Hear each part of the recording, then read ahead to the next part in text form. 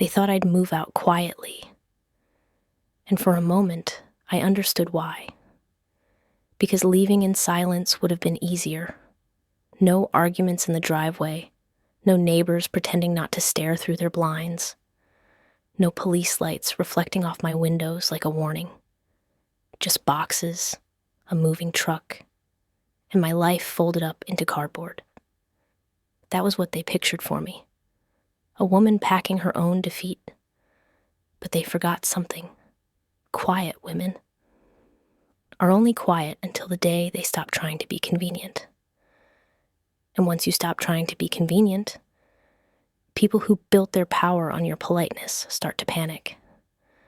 I didn't realize the plan was already in motion until the morning my key stopped working. It was a bright Monday in late October in a suburb outside Phoenix. Sun high, air still warm enough to smell like dust and citrus, when I pulled into my driveway after a 12-hour shift at the clinic. My scrubs were wrinkled. My feet ached. My eyes felt like sandpaper. I just wanted to shower, eat something that didn't come out of a vending machine, and fall into bed. I walked up to my front door, balanced my lunch bag on my hip, and slid my key into the lock. It went in halfway, then stopped, like it hit bone. I tried again, slower, nothing. I leaned closer, squinting at the hardware. New lock, fresh metal, bright and clean, sitting in the place where my scratched, familiar deadbolt had been for years. My heartbeat slowed, not from calm, from disbelief. For a second, I honestly thought I was at the wrong house, because my brain couldn't accept the alternative. Then I looked down. Same doormat, same faded welcome with the E peeling, same crack in the concrete step, same porch light that flickered once, then steadied. My house. And yet, not mine. I stepped back, pulled out my phone, and opened my security camera app. The last alert was from yesterday afternoon. Motion detected. I tapped it. And there on my screen was my ex-husband, Grant Holloway, holding a small toolbox and smiling like a man who believed he had permission. Behind him stood his mother, Darlene, in her pearls and cardigan, watching like she was supervising a renovation on a rental property. And beside them, my sister, Leah, leaning against the porch rail, arms folded, laughing at something Grant said. I stared until my vision sharpened into something painful. They weren't just locking me out. They were celebrating it. My name is Tessa Monroe. I'm 36.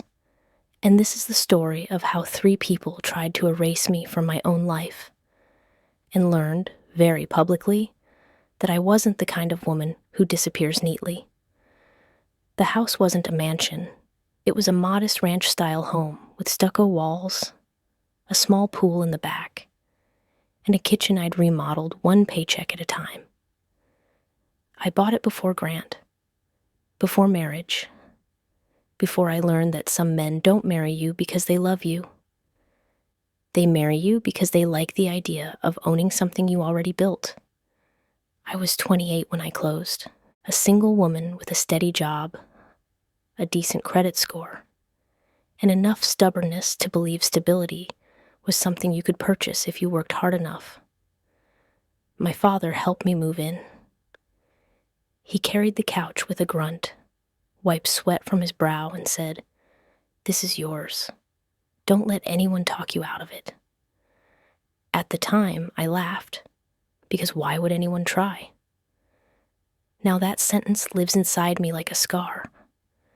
Grant came into my life the year after I bought the house.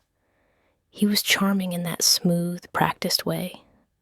Good hair, confident posture, a voice that knew how to sound supportive without actually committing to anything. He worked in sales and talked about growth and potential, like life was a quarterly report, and when he saw my house, he did something that should have warned me. He exhaled, slow, like he was impressed. You did this alone? He asked, eyes scanning the living room. Yes, I said. He smiled. That's rare. Rare. That word didn't feel like admiration. It felt like a collector evaluating something valuable. But I was lonely, and he was warm, and the attention felt good. So I ignored the little alarms. We got married fast. Grant was good at momentum. A year later, his mother, Darlene, was just staying for a few weeks after a medical scare. Weeks became months. Darlene had opinions about everything. My curtains were too cheap. My pantry was disorganized. My tone was disrespectful. My cooking was fine, but not real food. And Grant always took her side, not directly, never in a way I could point to. Just small phrases that made me feel unreasonable for wanting my own house to feel like mine. She's just old school. Don't make it a thing. You know she means well. Darlene didn't mean well. Darlene meant control. And then Leah started showing up more. My sister Leah had always been the kind of person who landed softly no matter what happened. She was pretty, social, effortless, the kind of woman who could forget to pay a bill and still somehow end up fine.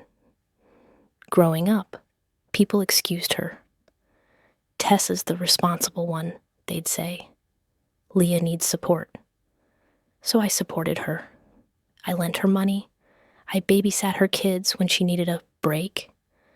I let her crash on my couch during her breakups. And Grant loved Leah, not in an obvious way, in a subtle way that made my skin itch. He'd laugh a little too hard at her jokes. He'd offer to drive her home. He'd text her, just checking in, after she left. And if I ever questioned it, he'd look at me like I was accusing him of something disgusting. She's your sister, he'd say, offended. What's wrong with you? So I swallowed it. I swallowed everything. Until one afternoon, I didn't. It happened in the kitchen. I came home early from work because a patient canceled last minute. The house was quiet. Too quiet. I walked in and heard voices from the living room. Grant and Leah, laughing softly. Then I heard Leah say, "It's not fair. She gets everything." And Grant replied, "Not for long. Not for long." The words landed in my chest like a dropped brick. I stepped into the doorway. They both froze. Grant's face shifted instantly into innocence. Leah's smile snapped into something brittle. "What are you doing home?" Grant asked, too fast. I stared at them. "What did you mean, not for long?" I asked. Grant shrugged, casual. "Nothing. We were talking about work." Leah chimed in, voice light. "Yeah, Tessa, don't be weird." Don't be weird.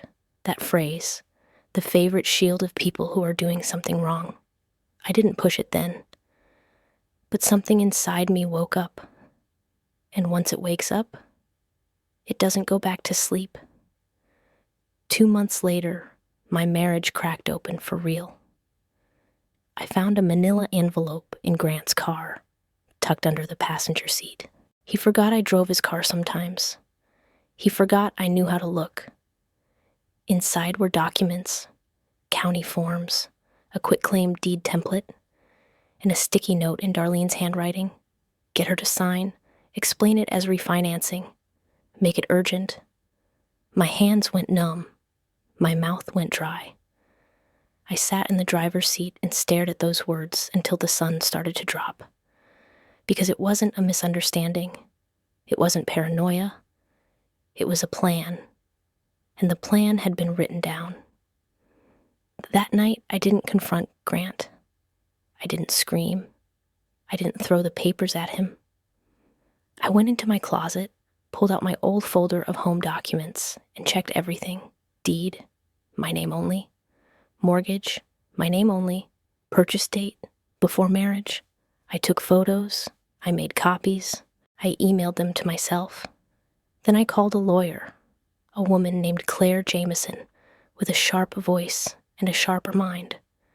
When I explained, she didn't sound surprised. She sounded prepared. "Tessa," she said, "do not sign anything. Do not let him pressure you. And if you suspect forgery attempts, we lock down your records." "Lock down?" I echoed. "Yes," she replied. "We put fraud alerts on your title. We contact the county recorder. We document everything. Document everything." That became my new religion. I filed for divorce a week later. Grant acted shocked. Not because he was heartbroken, because he hadn't finished his plan. He stood in my kitchen, eyes narrowed, and said, "You're throwing away our marriage over paperwork?" I stared at him, calm. "It's never just paperwork," I said. Darlene cried theatrically. Leah called me cold. And Grant started telling people I was unstable, that I was having a breakdown, that he was worried about me, because if he could control the narrative, he could control the outcome. The divorce process was ugly. Grant wanted the house. He wanted equity. He wanted compensation. He wanted to be paid for years of living under my roof, like he'd been doing me a favor. Claire told me something early on that changed everything. "People like this," she said, "count on you wanting peace more than justice." That was true. I wanted peace. I wanted to be done. But I wasn't willing to buy peace with my home. So I stayed. I stayed in the house while the divorce moved through court.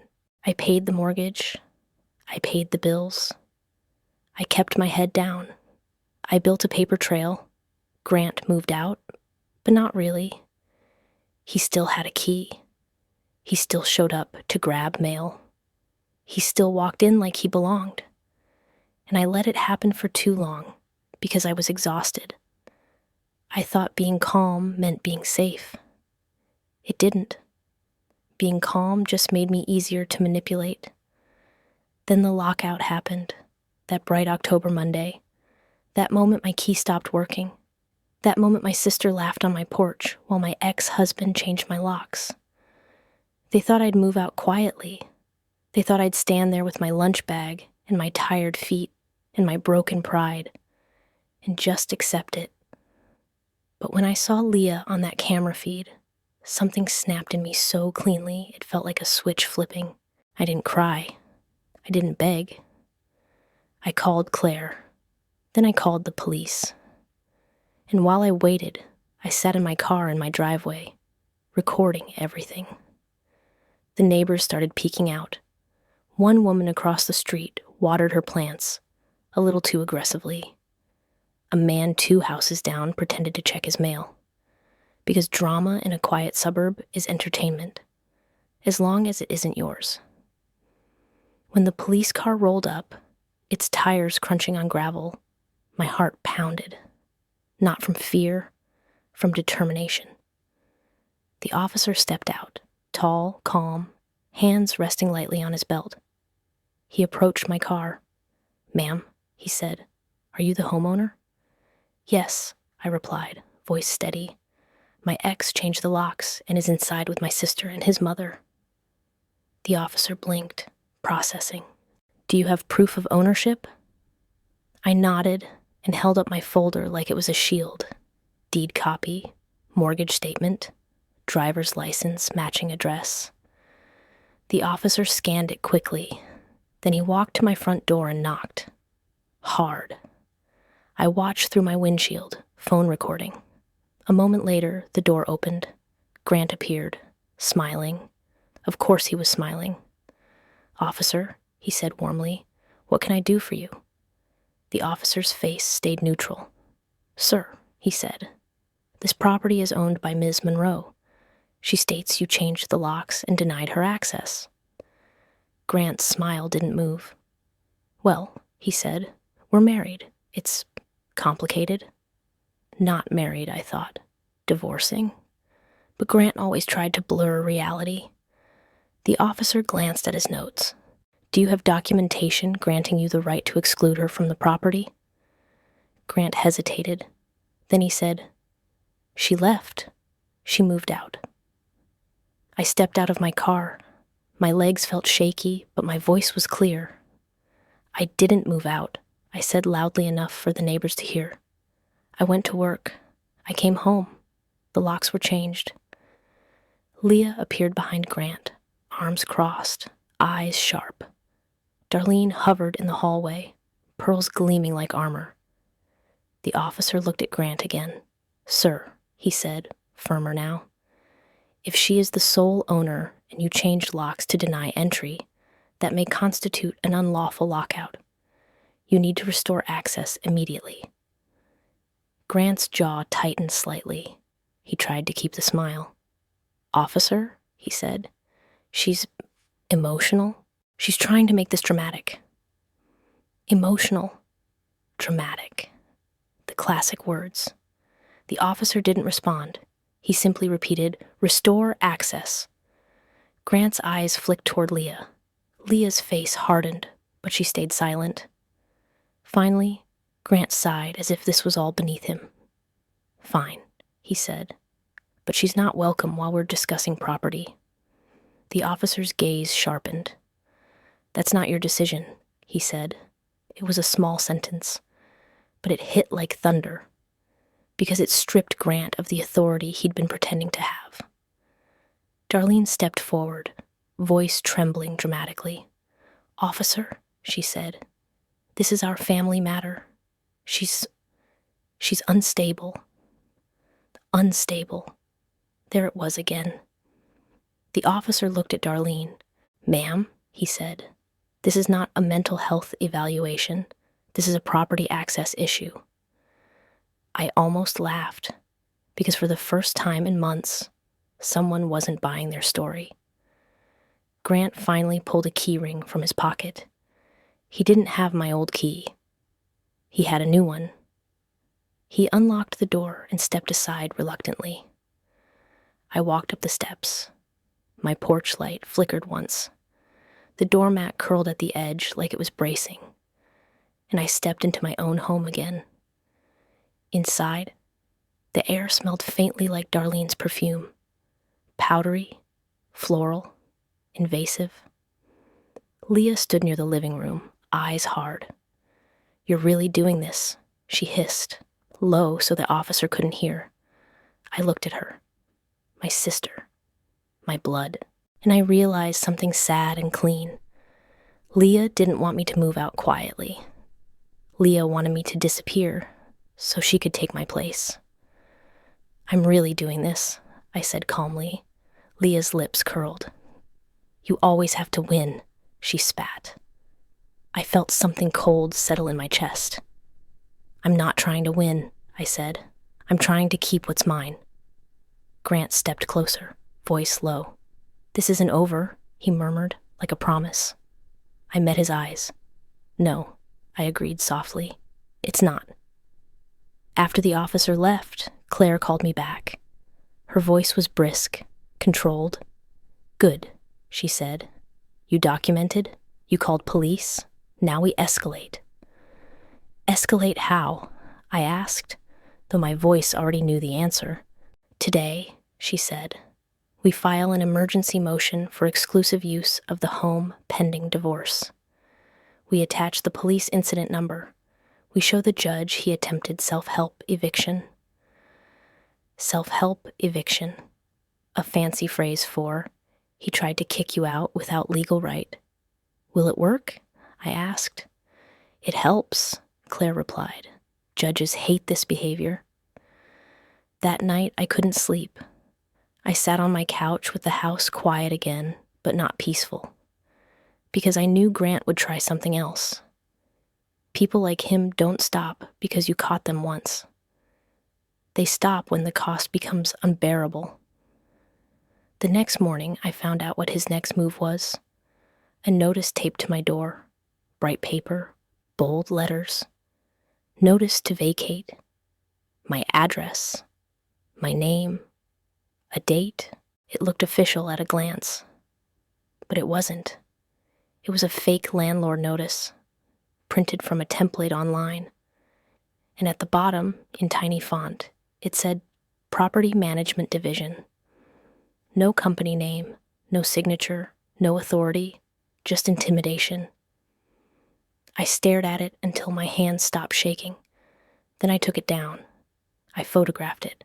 I placed it in my folder, and I smiled just a little. Because this was evidence, and evidence turns threats into consequences. Claire filed the emergency motion within hours. We included the camera footage of Grant changing locks, the police incident number, the fake notice to vacate, the deed proving my sole ownership, a timeline of harassment attempts. The hearing was scheduled fast. 3 days later, I walked into family court, wearing a navy blazer and a calm face that felt like armor. Grant sat at the other table with his attorney, looking offended, like he was the one being wronged. Leah sat behind him. Darlene sat beside Leah. They looked like a little audience, ready to watch me crumble. The judge, Honorable Patricia Klein, was a woman with silver hair and eyes that didn't soften. Claire spoke first. She didn't dramatize. She didn't rant. She laid out facts like bricks. Your Honor, she said, Mr. Holloway engaged in an unlawful lockout of Ms. Monroe, the sole titled owner of the property. He then attempted to intimidate her with a fake notice to vacate. Judge Klein's eyes narrowed. She looked at Grant. Mr. Holloway, she said, voice flat. Did you change the locks? Grant's attorney began to speak, but the judge held up a hand. I asked Mr. Holloway. Grant stood. His posture was confident. His voice was smooth. Yes, Your Honor, he admitted. But I did it because she left. She moved out. I believed. Judge Klein cut him off. She left for work, Claire said calmly. There is police documentation and video proof. Judge Klein's gaze sharpened. Mr. Holloway, she said, are you the titled owner? Grant hesitated. No, he said, quieter. Judge Klein nodded once, like a door clicking shut. Then you had no authority to change the locks, she said. You are not permitted to engage in self-help eviction. Grant's face tightened. Judge Klein continued, and this so-called notice to vacate, she held up the paper, is not a lawful eviction notice. It is intimidation. The courtroom went very quiet. Leah shifted in her seat. Darlene's lips pressed together. Grant's jaw flexed. Then Judge Klein delivered the part that changed everything. Ms. Monroe, she said, looking at me, I am granting you exclusive use and possession of the marital residence pending final orders. Mr. Holloway is to have no access to the property except through counsel, scheduled in advance, with law enforcement standby if necessary. Exclusive use, possession, no access. My breath caught. Grant's attorney started to protest. Judge Klein raised her hand. And, she added, any further attempts to deny Ms. Monroe access, alter locks, or harass her will be considered contempt. Contempt. Consequences, not threats. Grant's face went pale, because charm doesn't work on a judge who's seen this before. Outside the courtroom, Leah followed me into the hallway. Her face was tight with fury. You ruined everything, she hissed. I looked at her, and for the first time, I didn't feel hurt. I felt clarity. You ruined it, I said softly, when you chose him over me. Leah's eyes flashed. She opened her mouth to spit something else. Then she stopped, because she realized people were watching, and Leah cared about watching. I walked away. That weekend I changed the locks again, this time with a locksmith, with receipts, with documentation. I installed new cameras. I added motion lights. Not because I wanted to live like a fortress, because I refused to be vulnerable to their quiet schemes. Grant tried texting. I didn't respond. He tried calling. I blocked him. He tried emailing. Claire handled it. Leah stopped speaking to me entirely. Darlene posted vague Facebook quotes about ungrateful women. I didn't look, because the loudest revenge isn't a post.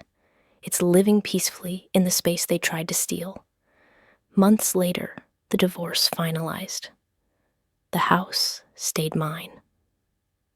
Grant walked away with a settlement that wasn't what he wanted.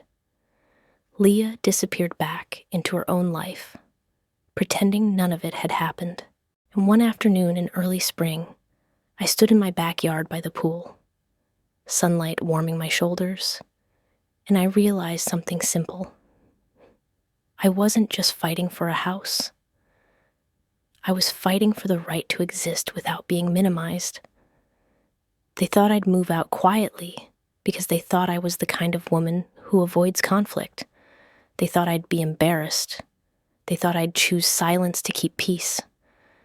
But peace that requires your disappearance isn't peace. It's surrender. And the moment I stopped surrendering, the whole plan fell apart because their power depended on my compliance. Their confidence depended on my exhaustion. Their strategy depended on me being too tired to fight. They weren't counting on paperwork. They weren't counting on evidence. They weren't counting on the fact that I could be calm and still be dangerous. So if you're listening to this and someone is trying to push you out of your own life, quietly, politely, with fake papers and practice smiles, remember this. You don't have to be loud to be strong. You don't have to scream to be heard. Sometimes the strongest thing you can do is stand still, hold your ground, gather your proof, call your lawyer, call the police if you must, and refuse to disappear. Because the day you stop trying to be convenient is the day you become unstoppable. And that day is worth every uncomfortable moment it takes to get there.